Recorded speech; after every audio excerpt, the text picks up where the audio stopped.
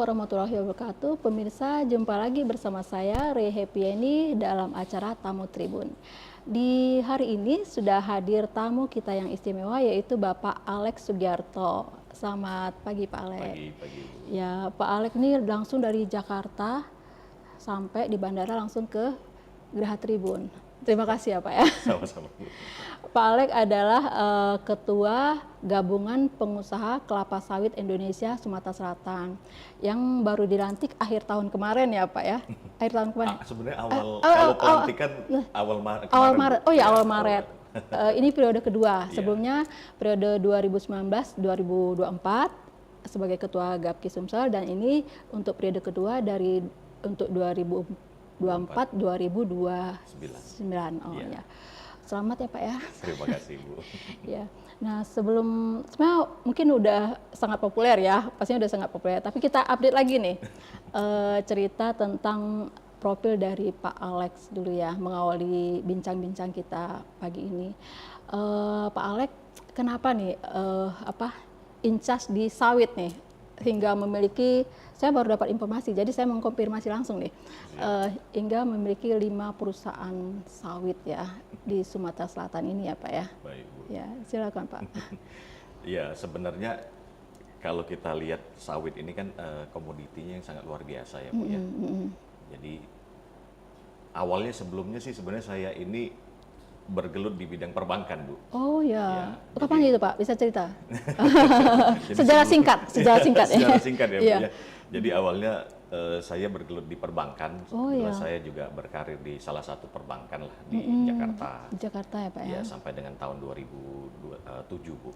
2027. Enggak, 2007. 2007 ya, Ya. 2007. Jadi 2008 baru bergelut di sawit. Sawit. Ya. Pada saat itu sih memang kita melihatnya industri sawit ini prospeknya ke depan itu baik ya Bu ya. Ya, Baik dalam arti kita melihat agroindustri ini boleh dibilang tidak ada matinya Bu, selagi Prospeknya- manusia hidup prospek gitu ya, ya Bu ya. Baik itu dari sisi pangan maupun dari sisi energinya. Iya. Apalagi kalau sawit ini boleh dibilang sampai dengan limbahnya pun bermanfaat istilahnya gitu. Jadi tidak ada yang terbuang. Iya. Nah, makanya kami melihat industri ini akan terus berkelanjutan. Nah, yang penting kita bisa jaga industri ini dengan baik gitu. Ikuti regulasi yang ada, kita jaga sama-sama, bersinergi dengan pemerintah tentunya. Nah, kita akan terus berkembang misalnya gitu Bu. Iya. Itu kan di Jakarta, diperbankan di Jakarta. Kemudian tahun 2008 mulai ke sawit. Itu di Jakarta apa udah langsung ke Sumsel? Ke Sumsel langsung Bu. Oh, Langsung ke Sumsel. Pak Alex aslinya Sumsel. Asli wong Palembang Bu. Oh, si orang Palembang. Oh, terus merantau ke Jakarta Iya, di benar, Bu. perbankan. Benar.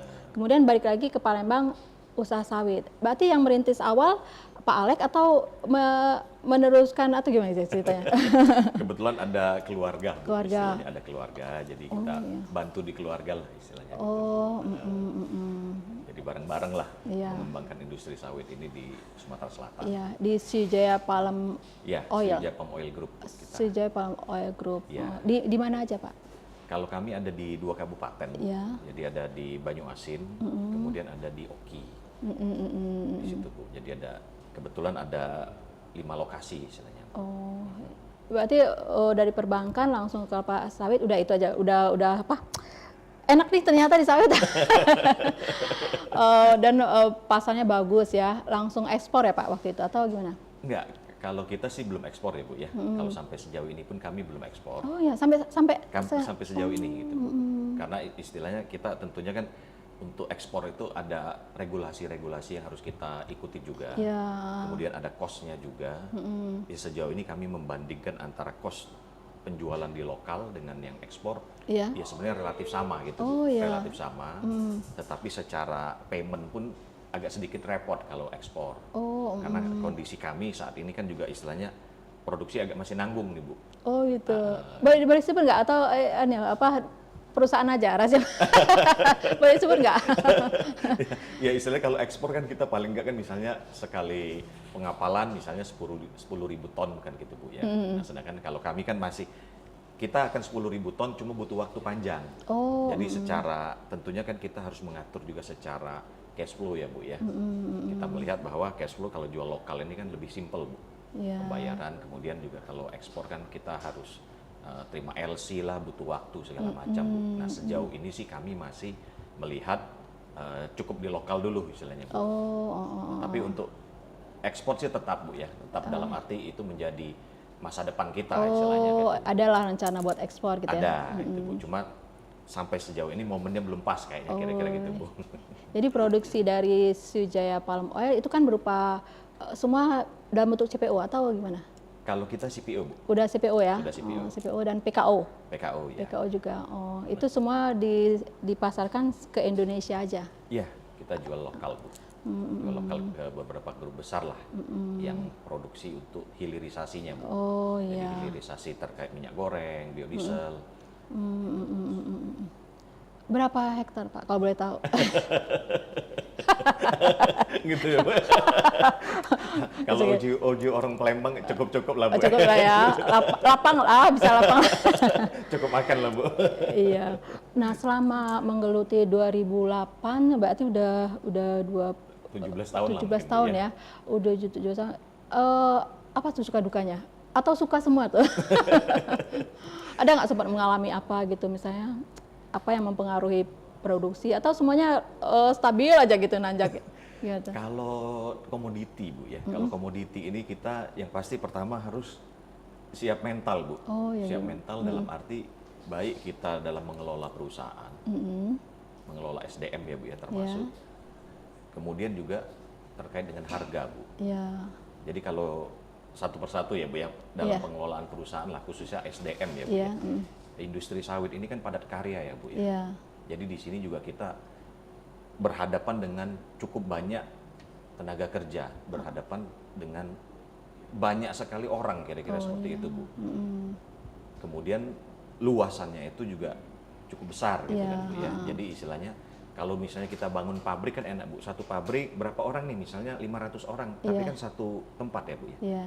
Nah kalau kebun ini misalnya berapa orang nih? 500 orang, tapi tempatnya tersebar Menyebar, di misalnya 1.000 hektar, 2.000 hektar gitu kan Bu. Di Banyuasin terus satu lagi di Oki gitu ya. Nah ini kan tentunya butuh Kontrol. ya kontrolnya itu yang harus ketat Bu. Dalam arti ya kalau kita bicara titik-titik krusial, ya mohon maaf istilahnya kebocoran segala macam itu banyak ya Bu ya. Karena sawit ini kan produksinya cukup panjang Bu. Mulai dari kita pembibitan, di situ pun ada istilahnya ya titik-titik kritisnya ada Bu. Kemudian setelah pembibitan pun kita pada saat tanam, kemudian perawatan, termasuk pemupukan, kemudian juga ya supervisi pada saat panen. Nah ini panjang nih sampai dengan buah diangkut ke pabrik. Distribusi pun kadang ada itu bajing. Nah itu Bu, kayak sekarang ini kan juga lumayan ya Bu ya industri sawit ini menghadapi ya terus terang istilahnya belakangan dengan harga yang lumayan baik, banyak sekali ya pencurian Bu istilahnya. Sekarang berapa per kilo Pak? Harga di apa ya? Ini harga di Disbun atau gimana ini? Kalau di Sumsel kita ada harga disbun Bu, penetapan disbun. Ya penetapan disbun itu dilakukan 2 minggu sekali Bu. Jadi perusahaan-perusahaan anggota penetapan barengan dengan Apkasindo ya kalau di sini ya Bu ya. Apkasindo asosiasi yang petani kelapa sawit, kemudian beberapa perwakilan dari koperasi kita duduk bareng tentukan harga untuk 2 minggu berikutnya gitu. Jadi setiap 2 minggu sekali. Nah, harga saat ini sih kurang lebih di 3.600 Bu. 3.600. Ya, itu harganya baik ya Pak ya? Udah baik gitu ya? Atau Kalau gimana sih? bicara harga saat ini baik. Baik ya. Baik. Jadi istilahnya kita bandingin mungkin sebelum Covid dengan setelah Covid ya Bu ya. Jadi sebelum Covid itu harga secara rata-rata itu di bawah Rp2.000 Bu. Tetapi setelah Covid di atas 2.000. Jadi setelah Covid ini ada keseimbangan baru lah Bu. Nah, jadi seperti itu Bu. Itu harga sawit itu pengaruh nggak dengan dolar dan rupiah? Misalkan kan rupiah kan sekarang naik tuh bukan naik sih anjlok. Jadi 17 ya. Kurang lebih hari ini Bu. Kalau buat ekspor kan malah banyak jadi rupiahnya. Benar. Iya, nah itu ada nggak ngaruhnya? Ada pengaruh, ada. Berarti naik dong kalau dirupiahkan. Itu gimana? Itu salah satu faktor Bu. Jadi salah satu faktor. Tentunya harga juga namanya komoditi ya Bu ya, minyak nabati. Di global pun istilahnya banyak minyak nabati yang lain Bu. Kayak misalnya minyak kedelai, bunga matahari, canola. Nah, kita juga terpengaruh dengan hal-hal yang harga-harga minyak nabati lain, Bu. Jadi walaupun misalnya saat ini rupiah jatuh, dolarnya naik gitu ya, Bu ya. Tetapi kita juga melihat harga komoditi yang lain seperti apa. Itu hal yang lain juga. Kemudian juga kayak masalah tarif tadi kan, Bu ya. Itu juga pengaruh. Jadi banyak faktor. Ya, rupiah juga, pelemahan rupiah juga memberikan faktor positif, Bu. Tetapi banyak hal lain juga yang ikut mempengaruhi. Termasuk juga produksi misalnya, Bu. Jadi istilahnya kalau memang produksi ya demand supply ya, Bu ya. Kalau memang supply terbatas, demand tinggi, ya mau tidak mau harga ikut naik gitu. Berarti bisa dikatakan kalau dolar kalah dari kalau rupiah kalah dari dolar, justru harganya naik gitu ya? Ada kemungkinan. Apa bisa dikatakan untung atau gimana sih ya?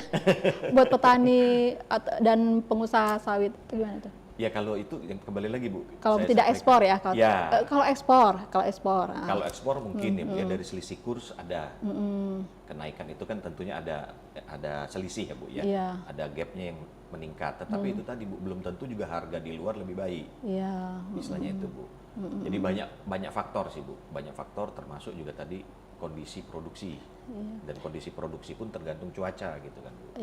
Berarti banyak sekali faktor yang menentukan harga dari sawit ini ya. Jadi tidak hanya sawit itu sendiri, tapi ada apa nyebutnya, pesaing ya. Produk-produk lain yang menjadi saingan dari sawit ya, seperti granola apa tadi. Jadi banyak pesaing-pesaing minyak nabati lain juga, Bu. Ya kayak kita kalau izin pergi ke supermarket lah, Bu. Di situ kan ada minyak jagung, minyak bunga matahari, minyak canola, minyak zaitun. Itu kan sebenarnya pesaing-pesaing kita semua, Bu. Dan memang sejauh ini harga minyak sawit dibanding minyak-minyak yang lain itu yang paling murah, Bu. Jadi Ibu bisa lihat di supermarket lah kira-kira kan berapa sih harga minyak jagung 1 liter? Bisa 2 kali lipat, 3 kali lipat, Bu. Nah, jadi kalaupun istilahnya kondisi saat ini, harga minyak sawit naik gitu, tetapi masih jauh, Bu, istilahnya dengan minyak nabati yang lain. Nah, ini kan balik lagi ke sawit. Jadi produk setelah sawit. Nah, jadi apa aja selain CPO, PKO, turunannya apa lagi itu? Jadi kalau sawit ini sebenarnya kalau kita mau bicara produknya, Bu, kita hidup dalam 24 jam satu hari, itu tidak terlepas dari unsur minyak sawit, Bu, istilahnya. Mulai dari kita bangun tidur gitu kan, Bu. Kita bangun tidur, kita sikat gigi. Di dalam odol pun sebenarnya ada minyak sawit. Kemudian kita mandi, di dalam sabun mandi pun ada unsur sawit gitu kan, Bu. Sampai dengan kita, ya istilahnya kertas pun ada. Pada saat kita pergi naik motor ataupun naik mobil, di BBM pun ada. Biosolar, biodiesel. Kemudian kita makan, di situ juga ada unsur-unsur minyak sawit gitu. Sampai dengan tidur, jadi makanya sehari 24 jam kita nggak lepas dari sawit. Semua butuh sawit ya? Jadi turunan sawit itu berbagai macam, Bu. Kalau kita istilahnya kita list itu lebih dari 100 istilahnya kira-kira seperti itu. Jadi nggak terlepas dari kehidupan. Kenapa itu kenapa tadi Pak Alek jadi sangat incas dengan sawit ya, Pak ya? Karena industri yang berkelanjutan ya, Pak ya. Insya Allah. Benar, Bu. Nah, udah punya pabrik CPO ya, Pak ya? Ada nggak rencana ke depan mau punya pabrik minyak sayur misalnya? Atau udah ada sahamnya di yang sebelah? Memang kalau untuk turunannya ya, Bu ya, kalau di Sumsel ini memang kita masih sedikit, masih terbatas, Bu. Kalau di Sumsel sementara yang produksi untuk hilirisasi sawit itu paling ada 3 ya, Bu ya. Jadi ada 3 perusahaan besar lah istilahnya, sedangkan perusahaan lokal belum ada, Bu. Memang kalau istilahnya keinginan, harapan tentunya ada ke arah sana.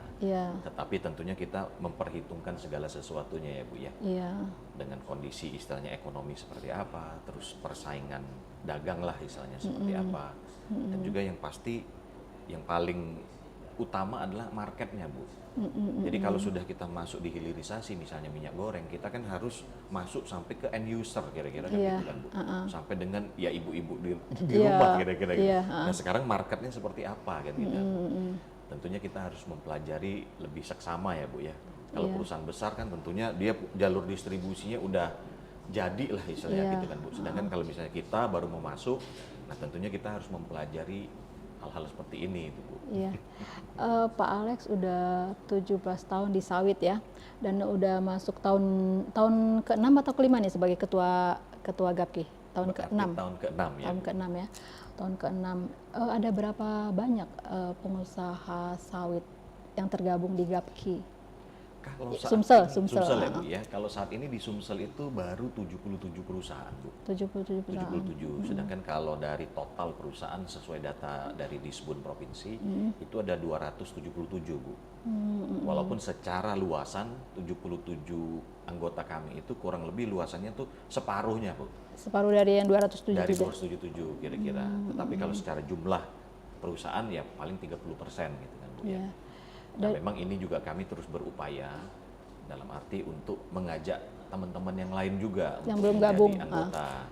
Jadi kita kan sama-sama Bu, kalau kita masuk di satu asosiasi, apalagi semakin banyak kan artinya semakin kuat. Dalam arti kita melihat dalam arti yang positif ya Bu ya. Iya. Kan kami istilahnya di GAPKI ini kan punya visi misi itu istilahnya kita maunya kan industri sawit ini terus berkelanjutan Bu, Iya. agar kita mendorong kesejahteraan bersama. Iya. Nah, dalam hal ini ya tentunya dengan menjadi anggota, visi kami tentunya kita mau menggandeng perusahaan-perusahaan ini untuk sama-sama bersinergi, Bu. Bersinergi bukan cuma dengan anggota, tetapi juga dengan para stakeholder yang lain, Bu. Iya. Khususnya dengan pemerintah, gitu Iya. kan, Bu, ya.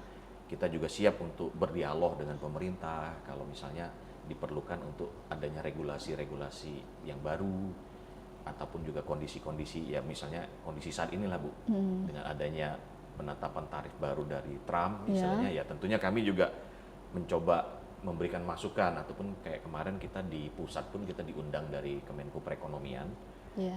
salah satu asosiasi yang diundang berdialog dengan kementerian apa sih kira-kira kendala ataupun tantangan ke depan dengan adanya Tarif baru tarif ini ya. baru ini. Nah tentunya kami memberikan masukan-masukan. Ya dengan istilahnya kita semakin banyak anggota kan kita semakin enak Bu, satu suara Iya. istilahnya. Dan juga Lebih hubungan kuat lah ini- mungkin ya, Iya, bargainingnya mungkin ya. benar Bu. Nah, karena udah disebut panjang lebar oleh oleh Pak Alex, apa pengaruh ke pengusaha sawit di Sumsel dan juga petani sawit? Kan ada petani yang nggak punya perusahaan kan, Benar. petani ya udah dia berkebun aja, panen gitu, merawat sawitnya, panen terus dijual gitu. Nah, apa itu pengaruh tarif Trump itu terhadap petani dan juga pengusaha sawit secara Iya. umum ya, termasuk di Sumsel? Benar Bu.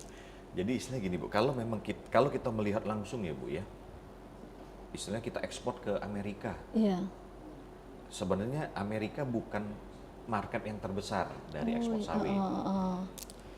Kalau bicara produksi sawit nasional ya Bu ya, Itu ada, berarti sawit Sumsel ini ada tuh yang ekspor ya? Ada. Ada yang ada. Nah cuma mungkin sebelum masuk ke sana saya sedikit nyinggung jadinya karena Ibu bilang sawit Sumsel ada yang ekspor Bu. iya. Nah angka ekspor kita ini agak sedikit Oh, bias Bu, mohon maaf dalam arti gini, karena kita nggak ada pelabuhan samudera Bu. iya. Jadi kebanyakan ekspor dari misalnya dari Sumsel ini kita melalui pelabuhan di provinsi yang lain, Iya. misalnya Lampung Iya. atau Dumai ataupun di Belawan. Nah tercatatnya di angka ekspor di provinsi tersebut Bu. Tidak di Sumsel ya. Tidak di Walaupun Sumsel. produknya dari Sumsel gitu. Iya, nah ini yang agak bias makanya. Ya istilahnya kadang-kadang kami juga melihat data dari yang dikeluarkan BPS lah setiap periode ya Bu ya. Ya data ini boleh dibilang ya itu tadi memang masih ada deviasi ya Bu ya, Iya, karena hal-hal tersebut. Iya. Makanya kami juga sempat terakhir diskusi dengan Pak Gubernur, kebetulan beliau hadir di pelantikan kemarin. Iya. Ya kita juga coba mendorong kembali di mana istilahnya ya Sumsel ini punya pelabuhan pelabuhan ya. samudera gitu Iya. kan Bu. Dari dulu ya, tapi iya, belum. bener Bu, karena sekelas Bengkulu gitu aja udah punya pelabuhan samudera, Iya. istilahnya kan provinsi secara lebih kecil ya Bu. Iya. Kita ini kan luar biasa Bu, bukan cuma sawit tapi juga kan Banyak ada sekali ya. kelapa, Ada kopi kopi, iya. gitu kan Bu, ada batu bara, Karet. gitu kan, karet, luar biasa istilahnya kan. Nah ini sebenarnya kan potensi juga bagi pendapatan asli daerah gitu kan. Iya. Baik Bu, nyambung ke Dampak. Trump jadinya Bu ya. Dampak. Jadi kalau kita secara produksi nasional Bu, tahun 2024 itu produksi nasional CPO dan segala turunan ya Bu ya, Iya. itu kurang lebih 52 juta ton Bu. Oh ya. Nah sedangkan kita ekspor ke Amerika itu kurang lebih 2 juta hanya Bu, Dari 2,2. dari 52 2 juta ke Iya, Amerika. ke Amerika. Ya, kalau Sisanya kita- kemana tuh yang lainnya? Yang paling besar sebenarnya masih ke China Bu, China, India, Uni Eropa, yang sekarang mulai naik juga volume ekspornya di Pakistan gitu Bu. Iya. Terus beberapa negara Afrika. Nah Amerika ya salah satu, cuma kan karena gini Bu, Amerika ini negara besar. Jadi apapun yang dilakukan Berdampak ya ke istilahnya ke negara-negara yang lain. secara global gitu ya. Iya. Nah ini yang sebenarnya kita khawatirkan Bu. Tapi kalau misalnya hubungan langsung, ya itu tadi kita bilang, oh ekspor cuma nggak seberapa nih, nggak sampai 5%. Iya, tetapi kita jangan melihat hal ini. Kita melihat efek dominonya Bu. Begitu Amerika melakukan tarif, menaikkan tarif seperti ini, artinya terhadap negara lain pun akan bergerak nih Bu. Iya. Begitu Ngaruh mereka dah. bergerak, tentunya pengaruh nih ke kita. Nah pengaruh ke kita tentunya ini bisa menjadi kendala ekspor. Iya. Ataupun harga daripada CPO ini jadinya kan tidak kompetitif lagi, kira-kira seperti itu kan Bu. Nah baik, artinya kan kita harus hitung-hitung ulang nih. Makanya hal seperti ini yang bisa berdampak Bu. Kalau memang hal ini dibiarkan, tentunya akan berdampak ke harga CPO. Harga CPO tentunya balik lagi ke harga TBS. Nah TBS, produksi TBS bukan cuma perusahaan, tapi juga petani. Jadi dampaknya ke sini Bu. Nah makanya kami pun sudah memberikan masukan juga, berdialog. Antisipasinya gitu ya. Benar Bu. Jadi istilahnya gini, yang pertama ya tentunya kita minta pemerintah juga, mohon bantuan pemerintah. Iya. Bernegosiasi lah istilahnya. Gimana nih Amerika. antisipasinya supaya dampaknya tidak mengganggu pendapatan petani mungkin ya. Benar Bu, benar. Nah itu Bu, yang pasti kita negosiasi ya Bu ya. Kita kedepankan negosiasi, kemudian juga kita mohon bantuan pemerintah untuk dalam negeri lah. Dalam negeri dalam arti sawit ini kan cost-nya cukup tinggi saat ini Bu. Iya. Cost dalam arti pada saat ekspor, kita kan dikenakan yang namanya bea keluar Bu, pajak ekspor lah kita bilang. Itu masuk yang 32 itu, kalau di Amerika yang masuk yang 32 itu atau di luar yang 32? Di luar itu Bu. Kalau yang ini kan pemerintah Indonesia yang kutip. Kalau itu pada saat masuk ke Amerika. Dapat dua dong, dua kali. 2 kali ya Bu. Makanya yang kita kan pada saat ekspor ya itu tadi Bu, ada bea keluar, pajak ekspor lah kita bilang. Iya. Kemudian ada Pas mau pungutan masuk, ekspor. Kemudian juga masih ada DMO. Iya. Nah kalau 3 faktor ini Bu, kalau kita kalkulasi, ini tidak kurang dari $221 Bu, per ton CPO. Nah kalau kita bandingkan dengan Malaysia, Malaysia juga ada berbagai taxnya juga Bu. Cuma saat ini kita bandingkan data yang kami peroleh, itu Malaysia hanya $140 Bu, per ton. Untuk dari dalamnya sendiri ya? Iya. Sedangkan kita 221. Artinya Separuhnya. kan selisihnya kan lumayan ini Bu. Nah, makanya kita juga memberikan usulan dan juga masukan. Nah kemarin kalau kita lihat di media, sepertinya Ibu Sri Mulyani juga agak merespon ya Bu ya, bahwa ini akan dilakukan adjustment lah terkait dengan pungutan pajak ekspor. Nah kita juga harapkan hal ini bisa mengurangi beban Bu, sehingga kalau memang bisa turun bebannya ini, ya kita masih bisa kompetitif Bu di luar. Selain juga tentunya kita juga coba mencari istilahnya market ekspor yang lain. Kalau memang Amerika terlalu tinggi, ya kita coba cari negara-negara yang nggak terlalu tinggi kan Bu. Apa namanya, tarif resiprokal ya Pak? Iya. Tarif imbal balik gitu ya. Benar.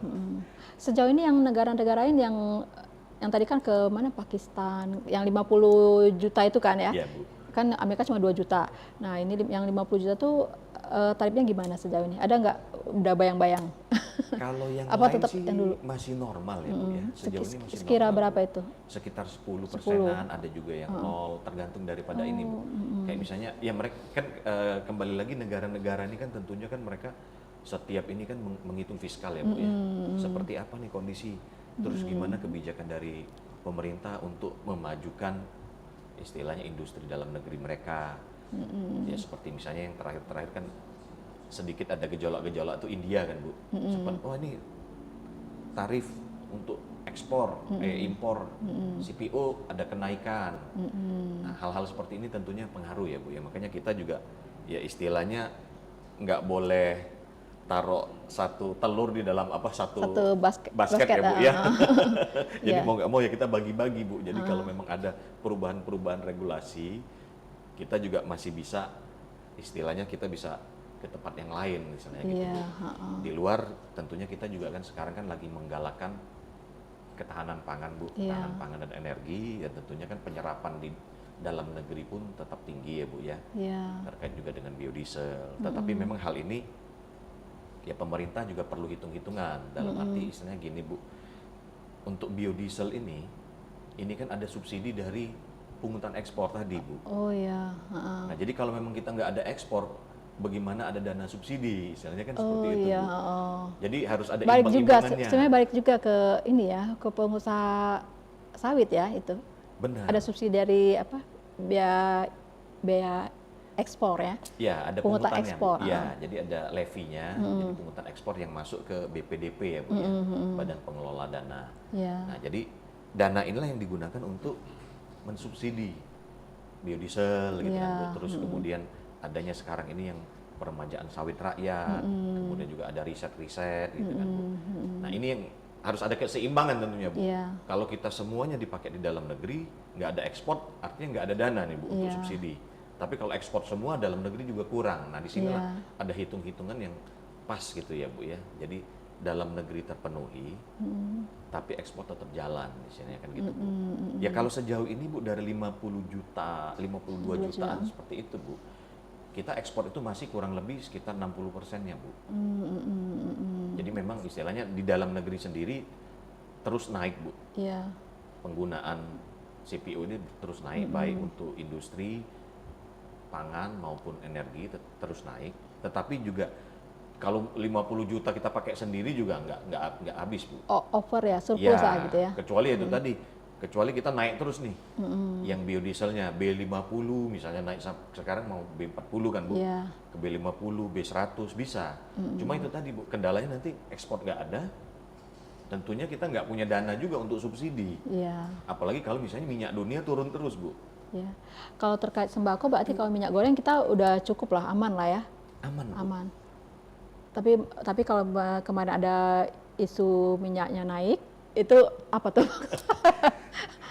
Padahal surplus kan? Iya. Gimana tuh ceritanya? Nah itu, Bu, sebenarnya gini, Bu, yang seperti tadi di awal saya sampaikan, harga CPO ataupun minyak nabati kita ini kan terpengaruh dari di luar, Bu. Jadi kalau di luar ini naik, Iya. mau nggak mau ini ikut naik, Bu. Jadi bukannya oh kita tiba-tiba naik, di luar nggak naik, nggak seperti itu juga. Karena ini kan kembali lagi ada persaingan, Bu. Kalau toko-toko sebelah, misalnya kalau kita jualan toko-toko sebelah semua naik kan, Bu ya. Iya. Otomatis cost mereka misalnya begitu mereka naik, Bu, artinya cost kita juga terpengaruh. Semua biaya-biaya terpengaruh. Pada saat waktu itu, Bu, biaya pupuk naik, biaya pemakaian chemical juga naik. Mau nggak mau artinya naik nih biaya jual. Karena begitu HPP naik kan artinya kita punya penjualan juga harus naik harganya kan, Bu. Iya. Nah, hal-hal seperti ini, Bu, yang pengaruh. Apalagi kalau misalnya di luar minyak nabati sedang kekurangan stok istilahnya kan. Iya. Tentunya mereka Pada- berebutan nih beli. Nah, kalau sudah demand supply kan mau nggak mau naik kan, Bu. Otomatis Pasar nah, ya, hal-hal pasar seperti yang- ini. Iya. Tetapi itu kembali lagi, Bu. Seberapa naik pun sampai sejauh ini, Bu, harga minyak goreng dari CPO ini jauh paling murah lah, Bu, dibanding minyak nabati yang Dari lain. bahan lain ya. Iya. Itu, Bu. Jadi istilahnya ya kalau bicara minyak nabati paling murah sejauh ini secara global tuh masih CPO, Bu. Ya, iya. Dan kita nggak ada pengaruh cuaca, Bu. Oh iya. Kan kalau di luar misalnya di negara-negara Eropa atau Amerika, oh begitu musim salju mereka nggak bisa panen kan, Bu. Kita kan relatif stabil lah ya Relatif produksinya. stabil, Bu. Kita hujan panas aja, Bu, panen terus. Kita panennya per bulan, tiap bulan panen gitu ya. Panen terus, Bu. Penanamannya dibikin sedemikian sehingga tiap bulan ada produk yang dipanen ya. Iya, benar, Bu. Jadi ada rotasinya lah, Bu, istilahnya terus. Jadi bergulir, Bu. Ya, Pak Alex, jadi sebagai penegasan, apa nih dampaknya dari tarif term? Apakah ternyata belum kelihatan nih karena baru hari ini diterapkan? Bisa mungkin sampaikan ke petani dan pengusaha di Sumsel ya? Ya kalau sejauh ini sih kita masih istilahnya gini Bu, masih meraba-raba Wait juga. and see ya. Iya, masih meraba-raba juga karena istilahnya kondisi hari ini misalnya Bu ya. Tentunya kan pemerintah tidak berdiam diri. Ya. Pemerintah juga sudah melakukan segala action ya Bu ya. Iya. Seperti yang kemarin pun kami pun salah satu asosiasi yang diundang oleh Kemenko Perekonomian. Kemudian dari pihak Kemenko juga akan melakukan lobby ke Amerika. Selain tentunya kita juga bicara dengan sama-sama produsen minyak sawit Malaysia, kita juga bicara bareng gitu kan Bu. Nah ini gimana nih untuk menegosiasi terkait dengan tarif ini. Nah di sisi lain juga kita melihat kenaikan tarif Bu, Iya. belum tentu berdampak. Oh iya. Belum tentu berdampak, kenapa? Dalam arti gini Bu, minyak-minyak nabati yang lain, khususnya misalnya kayak di Kanada lah Bu, dia kan ada canola. Itu kena kenaikan tarif 25% Bu jadinya, walaupun memang lebih kecil dari kita. Iya. Tetapi minyak canola itu selama ini tuh lebih premium Bu harganya dibanding minyak sawit. Nah kalau misalnya 25% tadi ditambah harga premium, si minyak canola, Iya. dibandingin kita misalnya kena tarif tadi 32% plus harga CPO, harga kita masih lebih murah Bu sebenarnya. Jadi kalau secara kompetitif istilahnya, mungkin bagi pasar market Amerika, CPO ini masih lebih murah dibanding canola. Tetap kompetitif lah ya Iya. harganya. Nah di sisi lain juga kalau kita melihat di negara lain Bu, kayak China misalnya. Iya. China kan yang paling besar nih yang dikenakan tarifnya oleh Trump nih, 34% Iya. kemarin. Iya. Nah sekarang kan hari ini katanya karena China mengenakan juga tinggi, katanya mau Bales naik jadi ya. 104 katanya gitu kan. Nah artinya selama ini kan China banyak juga mengimpor kedelai dari Amerika Bu. Nah harga kedelainya kalau China juga menaikkan tarif, artinya harga kedelai ini sangat tinggi Bu. Iya. Artinya pasti China mencari alternatif minyak nabati lain. Nah bisa aja kan mereka masuk nariknya dari kita. Iya. Nah makanya kita juga marketnya berubah nih misalnya gitu kan. Nah tergantung dari strategi kita tentunya Bu Iya. untuk menyikapi ini. Jadi kalau kita bicara apakah ini akan berdampak langsung, kita belum bisa Iya. komentar Bu istilahnya. Tentunya kita melihat perkembangan kondisi ya beberapa hari ke depan dulu ya Bu ya. Iya. Ini bagaimana, bisa juga kan istilahnya terjadi negosiasi kembali. Ya tentunya kan kalau kita lihat karena Amerika negara besar Bu, apapun yang dilakukan akan berdampak. Iya. Tapi juga Amerika kan pasti punya strategi Bu. Punya strategi kenapa melakukan hal seperti ini? Tentunya mereka kan ujungnya kan mau jualan juga nih Bu produknya. Iya. Begitu ditinggiin, oh nih negara-negara yang lain kan Agak mengurangi agak mungkin ya. kelimpungan. Ya kayak kemarin Vietnam kan sudah langsung bilang, udah nggak apa-apa, kita tarif impor langsung 0% gitu kan. Oh iya. Nah artinya apa? Artinya barangnya Amerika itu kan bisa masuk nih Kak ke Vietnam misalnya. Iya. Nah sebenarnya kan ini bergening aja ya Bu ya, kalau Iya. kita bicara perang dagang, ini kan bergeningnya Amerika. Cuma karena dia negara besar, apa yang dia lakukan, negara lain nih mulai nih melakukan action. Nah ini yang ditunggu kayaknya kalau kita lihat. Begitu negara-negara lain ini menurunkan tarif, Amerika kan enak nih jualannya nih Bu. Barang dia jadi agak murah gitu kan Bu. Kalau sekarang kan barang dia kemahalan nih Bu. Iya. Jadi makanya kita bilang ya kita coba pantaulah beberapa hari ke depan seperti Iya. apa kondisinya. Ya kita harapkan juga ada istilahnya negosiasi yang baik lah Iya. antar negara gitu kan Bu. Tapi yang sejauh ini Pak Alex ngerasa nggak terlalu khawatir kayaknya ya. Dengan pertimbangan segala macam itu. Sementara ini seperti itu Bu kelihatannya Bu. Istilahnya kekhawatiran ada tentunya Bu, ya dampak pasti ada. Tetapi istilahnya kita juga melihat masih banyak potensi-potensi yang lain sebenarnya yang kita bisa kembangkan, dan juga pemerintah pun sebenarnya masih banyak potensi yang lain untuk membantu menjaga istilahnya, menjaga kestabilan ekonomi di Indonesia istilahnya gitu kan Bu.